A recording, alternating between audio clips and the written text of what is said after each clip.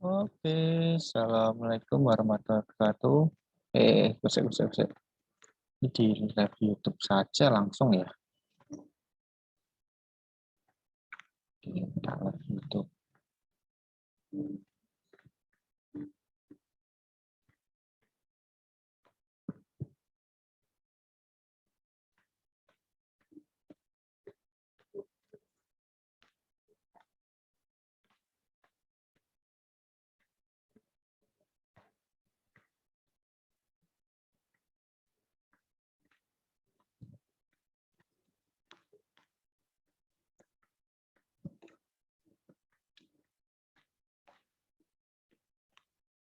Hmm,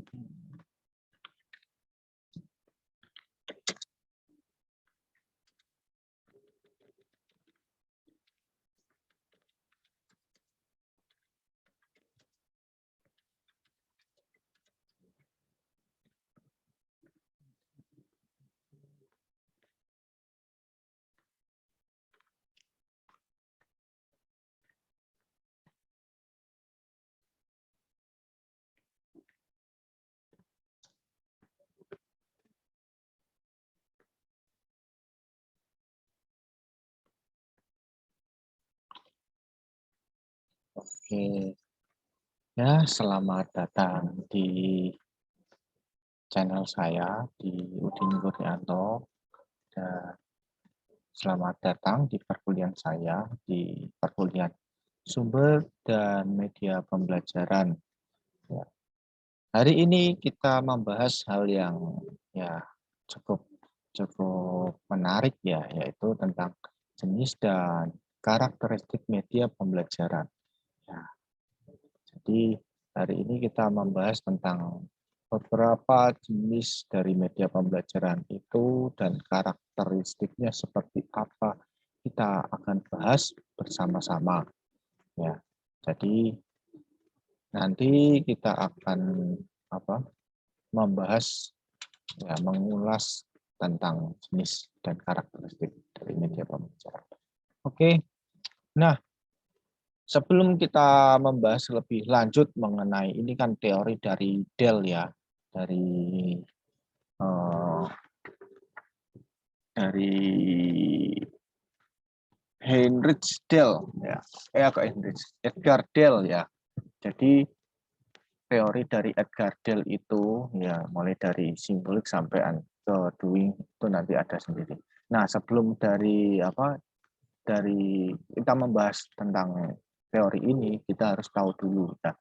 Jadi ada landasannya kenapa menggunakan media pembelajaran ya. Jadi untuk ada beberapa tinjauan tentang landasan penggunaan media pembelajaran ya. Antara lain ada landasan filosofisnya, terus landasan psikologisnya, teknologis dan empiris. Nah, ketika kita melihat ya, kalau dari landasan filosofis ya, ada suatu pandangan bahwa digunakannya sebagai jenis media hasil teknologi baru di dalam kelas ya. Jadi hasil dari teknologi yang ada di dalam kelas ya akan berakibat proses pembelajaran yang kurang manusiawi ya. Ini ada filosofi seperti ini ya. Dengan kata lain penerapan teknologi dalam pembelajaran akan terjadi dehumanisasi. Ketika kita menggunakan teknologi ternyata ya dari filosofinya ternyata akan menjadi dehumanisasi. Benarkah pendapat tersebut? Ya, benar enggak ya? Nah, nanti kita bahas bareng.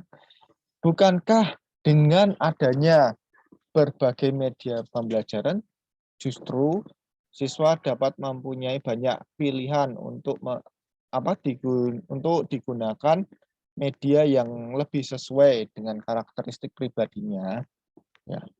Dengan kata lain, siswa dihargai harkat kemanusiaannya, diberi kebebasan untuk menentukan pilihan, ya, baik cara maupun alat belajar sesuai dengan kemampuannya. Dengan demikian penerapan teknologi tidak berarti dehumanisasi. Nah, itu maksudnya gimana? Ya, jadi ketika kita menggunakan apa itu namanya media pembelajaran kita tidak terjadi dehumanisasi ya, atau katakanlah kalau filosofinya itu menciptakan humanismenya hilang. Nah, justru malah sebaliknya ya, kita malah akan mendorong siswa untuk semakin humanismenya ada, karena kita ketika menggunakan media itu ya, berarti kita menggunakan ilustrasi yang konkret ke siswa. Ya, jadi memberikan contoh yang nyata ke siswa. Ya, jadi dengan hal tersebut ya nanti semakin humanisnya semakin naik, karena apa? Pemahaman siswa pun akan lebih lebih lebih baik ya, jadi akhirnya. Nah, seperti sebenarnya perbedaan pendapat tersebut tidak perlu muncul, yang penting bagaimana pandangan guru terhadap siswa dalam proses pembelajaran. Ya, jadi jangan berpikir adanya dehumanisasi dan lain-lain ya kan, karena sekarang ini zamannya era revolusi 4.0 ya. Ya, jadi era industri 4.0 yang mungkin lebih condongnya otomatisasi ya. Kenapa kok otomatisasi? Ya zamannya itu zaman tidak perlu yang namanya guru harus selalu bertemu ya. Dosen harus selalu bertemu dengan mahasiswanya. Nah, tapi dengan cara katakanlah kita membuat media pembelajaran, siswa jadi bisa belajar secara mandiri. Nah, itu otomatisasi. Ya. Untuk landasan psikologisnya, tadi kan sudah landasan filosofisnya. Filosofisnya itu malah justru kita menambah yang namanya humanisme di dalam pembelajaran itu. Nah, untuk landasan psikologis ya, jadi dengan memperhatikan kompleks dan uniknya proses belajar ya. Proses belajar kalau kita menggunakan media pembelajaran itu semakin kompleks ya. Maka ketepatan pemilihan media dan metode pembelajaran akan sangat berpengaruh terhadap hasil belajar peserta didik ya. Jadi semakin kita menggunakan media yang tepat ya, yang sesuai dengan tujuan kita pembelajaran kita, nanti dari psikologis anak ya itu akan lebih lebih lebih lebih menarik ya. Jadi ketika nanti ada media pembelajarannya, dia akan lebih tertarik dan mungkin ada berbagai hal lainnya ya. Jadi agar pembelajaran itu berlangsung secara efektif ya, itu perlu yang namanya diadakan pemilihan media yang tepat ya, sesuai dengan tujuan kita ya. Tanpa kita pilih media yang tepat ya, itu nanti akhirnya tidak sesuai dengan harapan kita ya. Jadi perlu diadakan pemilihan media yang tepat ya, sehingga dapat menarik perhatian peserta didik serta memberikan kejelasan objek yang diamatinya ya. Bahan pembelajaran yang akan diajarkan sesuai dengan pengalaman peserta didik ya. Jadi tidak hanya memilih medianya yang tepat ya, tapi kita hadirkan bahan pembelajaran yang disesuaikan dengan pengalaman peserta didik ya. Kalau peserta didik itu terbiasanya dengan kearifan lokal yang ada di suatu daerah, sesuaikan saja dengan kondisi yang ada di tempat peserta didik ya. Jadi setiap tempat, setiap regional itu memiliki memiliki bahan pembelajaran yang berbeda. Ya, kalau ya di tempat yang mungkin di perkotaan diberikan mungkin mungkin suatu media pembelajaran yang lebih condongnya ke alam, itu mereka terlihat indah karena tidak pernah dilihat ya. Karena jarang dilihat media tersebut tidak apa tidak tidak apa itu namanya semakin imajinatif ya anak-anak itu ya. Jadi tidak mereka jarang sekali melihat hal tersebut. Sesuatu yang jarang dilihat mungkin sesuatu yang terlihat unik oleh mereka itu akan lebih lebih dilihat ya, lebih lebih mendapatkan perhatian siswa. Berbeda lagi kalau siswa mungkin yang ada di daerah yang biasanya lihat sawah, lihat sungai, ya kita berikan media yang mungkin apa itu namanya mengarahkan sungai yang indah itu seperti apa ya, kita seperti apa memberi garam ke lautan ya. Mereka sudah terbiasa melihat hal tersebut, kita berikan kembali ya nanti akhirnya mereka boring ya, bosan ya. Jadi mungkin kita berikan yang sesuatu yang mungkin menarik perhatian mereka ya. Jadi itulah ya, bahan pembelajaran kita harus sesuaikan dengan tempat dan juga mungkin karakteristik dari peserta didik kita, yaitu landasan dari psikologinya ya. Nah, landasan psikologi ini ya, ini nanti sambung sambung apa tempatnya juga menggunakan apa teori dari apa Edgar Dale ini ya, yaitu mulai dari simbolik atau verbal ya. Jadi mulai dari bahasa yang verbal ya, terus nanti turun ke visual simbol ya. Terus nanti turun lagi ini kan yang tidak terlihat ya. Mungkin dari visual simbol, terus ada recording atau radio. Ini rekaman ya, rekaman apa suara ya yang tidak bisa dilihat. Ya, ikonik atau mungkin suatu hal yang ikon ya, seperti gambar, terus mungkin GIF atau motion picture ya, stiker ya, terus televisi ya. Itu ikonik. Kenapa kok ikonik? Bisa dilihat saja ya. Dan juga itu adalah sesuatu yang bisa diamati. Hanya diamati.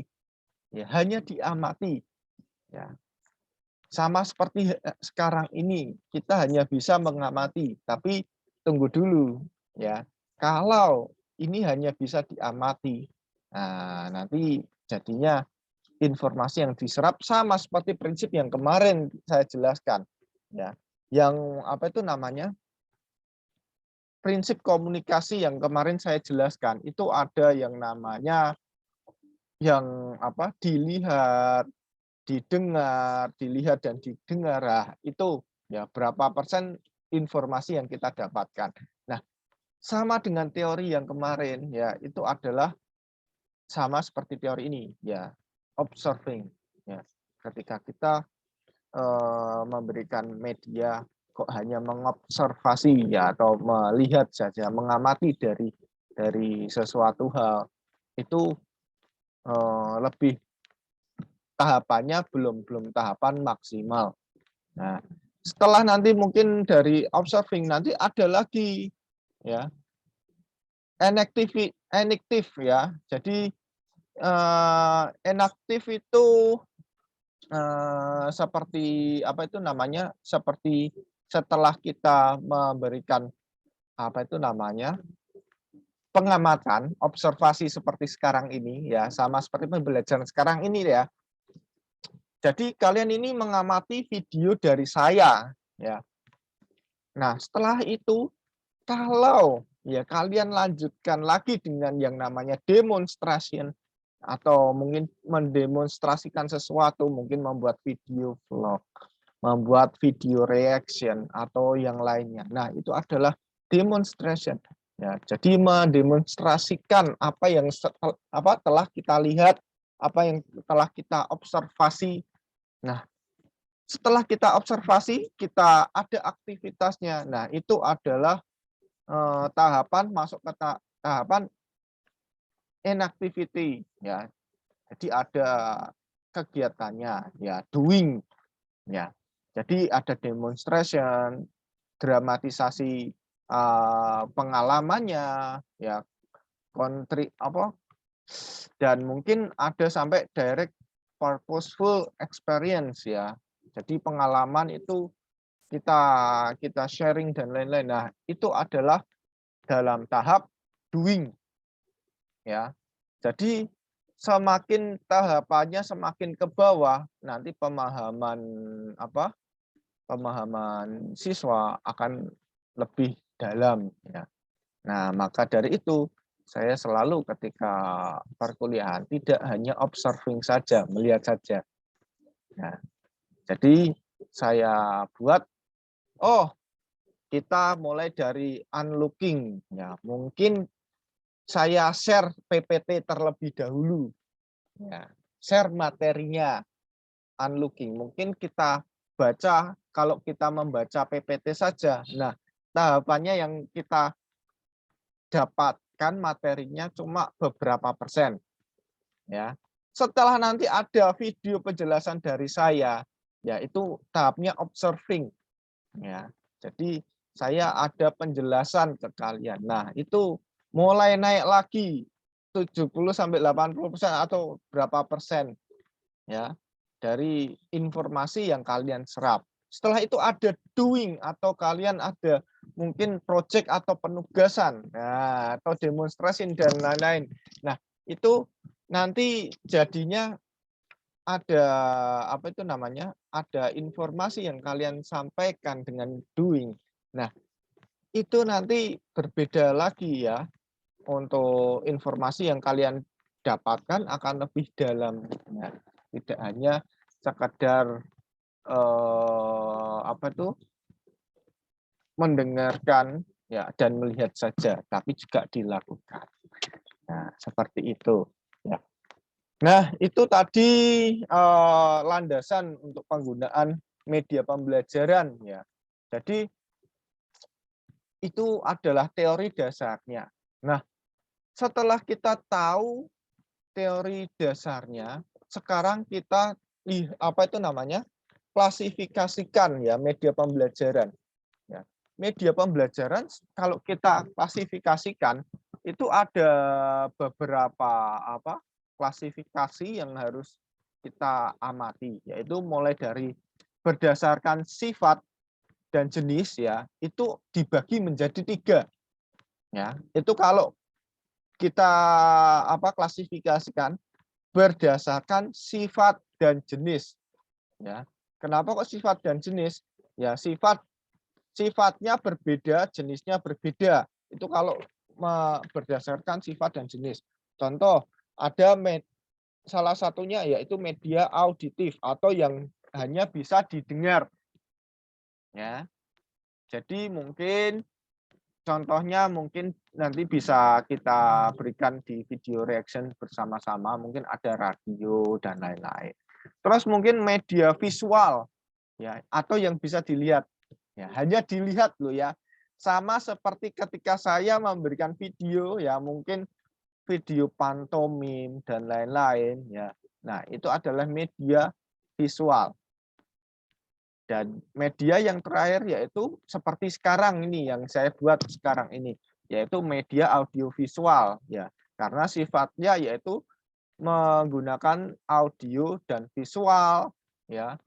Ada gambarnya, ada suaranya. Nah, jadi sifatnya ada suaranya, ada gambarnya. Itu adalah audio visual. Nah, berdasarkan teknik pemakaian. Nah, ini ya teknik pemakaian. Kalau teknik pemakaiannya kita ada dua media. Ya, klasifikasi medianya ada 2, yaitu media elektronik dan non elektronik. Ya, jadi kalau media elektronik adalah media yang lebih condongnya adalah media-media yang menggunakan elektronik atau mungkin sosmed atau mungkin gadget ya, itu adalah media elektronik. Ya, kalau non elektronik lebih condong benda-benda yang konkret. Contoh adalah buku, terus mungkin ada papan, mungkin media alat peraga dan lain-lain. Ya. Terus untuk berdasarkan daya jangkauan, ya daya jangkauan. Nah, ini daya jangkau serentak itu nanti mungkin sama seperti sekarang ya, jangkauannya itu lebih apa bareng-bareng ya, terus mungkin apa di satu waktu ya, itu radio, TV, video conference ya. Ya, jadi itu serentak. Kalau daya jangkaunya terbatas, itu mungkin karena terbatas kenapa? Karena dipresentasikan mungkin di kelas saja. Contoh menggunakan OHP, slide suara. Ini OHP itu kalau yang belum belum mengenal OHP, ini media presentasi apa mbah-mbah kalau kalau kalau kalian ya. Karena sekarang sudah nggak ada OHP, adanya PPT, PowerPoint, menggunakan apa itu namanya LCD dan lain-lain. Nah, itu adalah jangkauan terbatas karena yang jangkauannya hanya satu kelas itu saja. Ya, kalau serentak ini kan satu global ya, dunia ya. Dunia itu mengetahui hal tersebut ya. Terus yang ketiga yaitu dimanfaatkan secara individual. Nah, kalau daya jangkaunya dimanfaatkan secara individual, nah itu nanti contohnya mungkin seperti kita privat dan lain-lain ya, itu jangkauannya lebih pendek lagi. Nah, itu nanti karakteristiknya berbeda-beda itu ya. Nah, kalau jenis-jenis media pembelajaran ya, itu kalau saya kelompokkan ya, kalau audio visual gerak ya itu seperti film dan suara, video kaset, VCD. Ya ini intinya apa itu suatu kemasan video ya, itu visual, audio, visual dan gerak. Ya. Kenapa? Gerak itu juga pembelajaran. Apalagi sama seperti saya ya, yang mungkin apa dosen PJOK, mungkin guru-guru PJOK, kita memberikan media pembelajarannya kalau mungkin hanya tulisan saja, itu mungkin tidak mengakomodir materi yang kita ajarkan. Nah, lebih condongnya kita membuat yang namanya audio visual gerak. Ya, tidak hanya gambar saja, tidak hanya audionya saja, tapi geraknya. Geraknya gimana? Kita tunjukkan melalui video atau melalui visual tersebut. Nah, media audio visual diam. Nah, media audio visual itu nanti ada yang diam juga. Contoh PPT. Ya, film rangkai suara ini contoh filmnya film apa? Rangkai suara, film strip ya. Terus bingkai suara, sound slide ya. Terus halaman suara, media visual bergerak, mungkin GIF ini ya. Film bisu, pantomim. Nah, jadi media audio visual tapi diam ya. Jadi mungkin lebih condong ke PPT sama seperti sekarang ini media audio visual diam. Nah, ini media yang sekarang bisa dikategorikan media audio visual gerak ketika saya menunjukkan sesuatu dengan cara gerak ya. Tapi bisa dikategorikan media audio visual diam ketika saya hanya menjelaskan PPT dan mungkin video gerakan saya itu tidak diperlihatkan. Nah, jadi media audio visual yang diam. Oke. Nah, kalau media display ya ini media display itu banyak sekali ya. Ya, jadi tidak hanya papan planet, ikar. Ini media zaman dahulu ini ya ini. Jadi papan flanel, papan tikar, feltboard ya, market, market ya, terus diorama ya, mungkin media-media yang konkret ya, itu media display. Nah, mungkin juga bisa yang saya sebutkan tadi LCD atau mungkin sekarang video pembelajaran. Nah, itu media display. Terus media audio. Nah, ini tidak hanya audio rekaman saja. Bisa jadi kalau yang lagi ngetren sekarang podcast. Ya, podcast. Tapi podcast kan bisa dimasukkan ke media display, Pak. Ya, bisa dimasukkan ke media display ketika podcastnya podcast video. Ya. Sekarang kita di zaman sekarang itu lebih lebih ringan ya. Semuanya sudah ada, media banyak sekali, kita tinggal menggunakan. Ya, jadi kita sesuaikan dengan teori yang ada, ya, teori media display.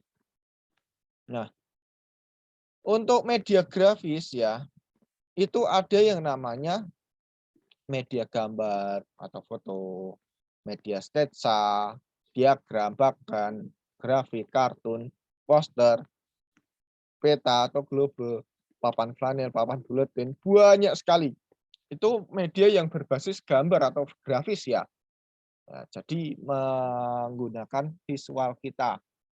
Nah, terus karakteristik kalau media grafis ya.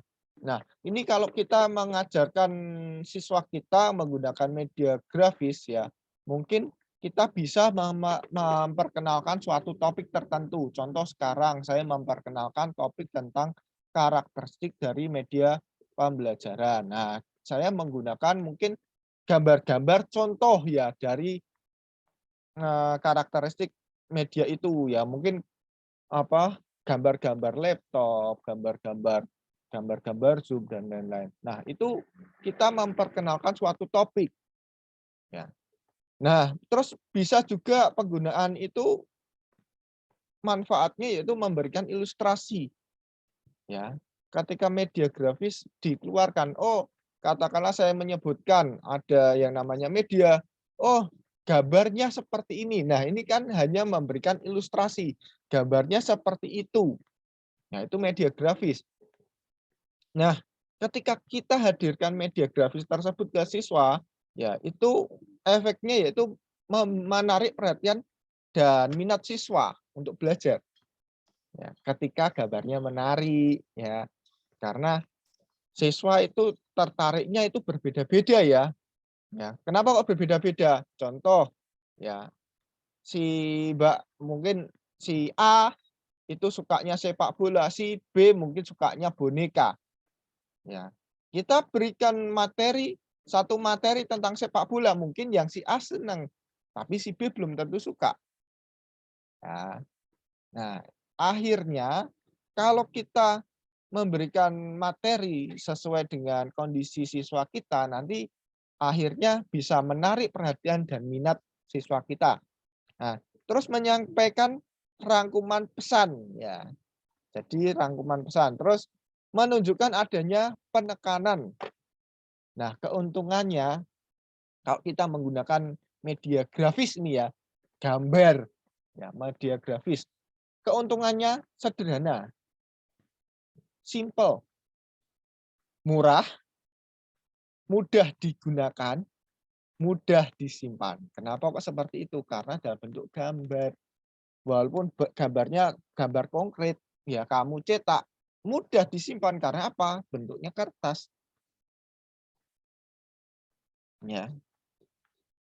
Katakanlah lagi dalam bentuk file, lebih mudah lagi karena kamu simpan mungkin di flash disk atau mungkin di drive atau mungkin di HP-mu dan lain-lain atau di laptop ya. Lebih mudah untuk digunakan, disimpan, harganya murah lagi. Ya. Kelemahannya ketika kita hanya memberikan gambar kurang detail, hanya sebagai abstraksi dan tidak bergerak. Nah, itu adalah media grafis. Tuh ya. Nah, terus untuk media audio.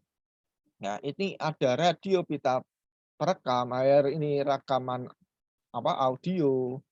Terus mungkin ada itu namanya podcast dan lain-lain ya. Keuntungannya ya sesuai kebutuhan karena ada suaranya ya. Mengembangkan daya imajinasi. Kenapa kok mengembangkan daya imajinasi?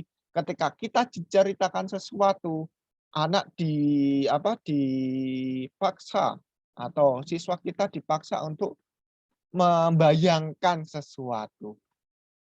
Nah, membayangkan sesuatu gimana?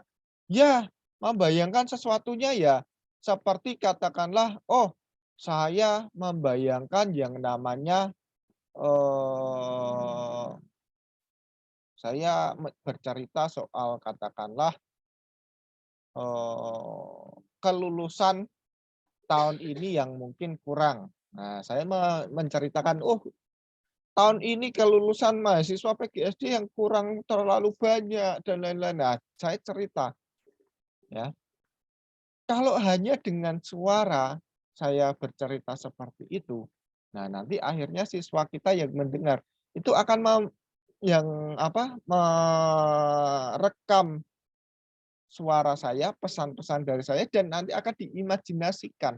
Wah, iya ya, tahun ini wisudawannya sedikit. Karena apa ya? Nah, akan tumbuh yang namanya daya imajinasi. Merangsang pendengaran karena pesannya disalurkan melalui suara, jadi masuknya melalui pendengaran. Mengatasi batas ruang dan waktu. Kenapa kok mengatasi batas ruang dan waktu? Kita rekam dan nanti kita bisa masukkan ke media pembelajaran ke nanti media dari kita ya, kita berikan ke siswa, bisa dibuka kapan saja. Ya. Tapi kelemahannya ketika kita menyampaikan komunikasinya medianya audio saja, kelemahannya hanya satu arah. Ketika kita ngomong, siswa kita tidak bisa memberikan feedback ke kita. Ya, menggunakan bahasa verbal. Ya, jadi kita menyampaikan materi yang kita sampaikan, dan itu hanya verbal saja. Akhirnya terjadi yang namanya verbalisme. Daya tangkap siswa nanti akhirnya berbeda dengan yang yang dua arah. Itu. Nah, saya rasa itu saja yang bisa saya sampaikan ya. Jadi nanti silahkan teman-teman semuanya buat vlog ya, vlog untuk materi hari ini. Kalian buat vlog materinya yaitu nanti kalian bisa menyebutkan ya jenis-jenis contoh ya, contoh dari jenis-jenis media pembelajaran. Mungkin nanti pembelajaran nanti ada silahkan pilih salah satu ya klasifikasi yang berdasarkan sifat, berdasarkan teknik pemakaian atau daya jangkau ya. Kalian bisa jelaskan ya apa yang dimaksud hal tersebut ya dan nanti berikan contohnya ya. Waktunya bebas lah ya. Nanti silahkan kalian jelaskan mungkin nanti salah satu. Salah satu dari klasifikasi ya ini kan ada 3 klasifikasi. Satu klasifikasi aja ya yang berdasarkan sifat, teknik atau daya jangkau. Nah, itu kalian jelaskan maksudnya gimana, contohnya seperti apa ya. Setelah itu reaksi kalian ya kalau kalian ingin membuat pembelajaran itu lebih baiknya itu seperti apa. Ya. Katakanlah saya ingin membuat pembelajaran yang seperti A, ya seperti B, karena daya tangkap siswa seperti ini. Oh, karena sebenarnya kita bisa mengatasi ya kelemahan dari media ini dengan cara, oh kita adakan seperti apa. Ya. Jadi nanti ada ide-ide baru ini dari teman-teman mahasiswa. Ya. Karena ketika kalian mengikuti perkuliahan ini, ya harapannya tidak hanya satu arah ya, tapi nanti akhirnya dua arah dengan cara feedback yang kalian berikan ya tugas yang kalian berikan mungkin akan memberikan ilmu ke saya ya. Ya, jadi kita bisa saling belajar ya, ilmunya jadi lebih bermanfaat ketika kita saling belajar. Oke, saya rasa itu saja yang bisa saya sampaikan ya. kurang lebihnya mohon maaf ya. Oh iya, saya sampai lupa. Jangan lupa ya, karena kalian sudah mampir ke channel saya, jangan lupa di like, komen, dan share ya dari video ini dan channel ini. Ya, silahkan ditekan tombol loncengnya agar nanti ketika ada materi baru dari saya, kalian bisa jadi orang pertama yang melihat materi saya ya. Ketika kalian apa itu namanya, ilmunya lebih cepat terserap ya, kalian adalah yang menguasai ilmu tersebut ya. Jadi ilmu adalah kita bisa jadikan suatu kekuatan ya. Oke, saya rasa itu saja yang bisa saya sampaikan. Jangan lupa nanti vlognya dibuat ya, dan silahkan kalian berikan video tersebut ya setelah diunggah ke YouTube kalian ya, YouTube pribadi, silahkan diunggah ke Sunan linknya, nanti akan saya cek satu persatu ya. Nah ini juga saya cek ini, ternyata kemarin banyak yang tidak lihat lihat perkuliahan saya ya, tapi nggak apa-apa lah ya. Ya, sebagai koreksi saja nanti akan saya koreksi sebagai keaktifan kalian ya. Jadi silahkan kalian amati perkuliahan ini. Ya mungkin ada kurang lebihnya dari perkataan saya. Kalian bisa sampaikan di grup WhatsApp atau mungkin di Sunan atau di komen agar nanti saya memberikan pembelajaran ke kalian akan lebih berkembang dan lebih baik materinya. Ya, jadi hanya itu saja mungkin ya untuk hari ini yang bisa saya sampaikan. Kurang lebihnya mohon maaf. Assalamualaikum warahmatullahi wabarakatuh. Salam olahraga ya. Nggak nyambung ini. Oke.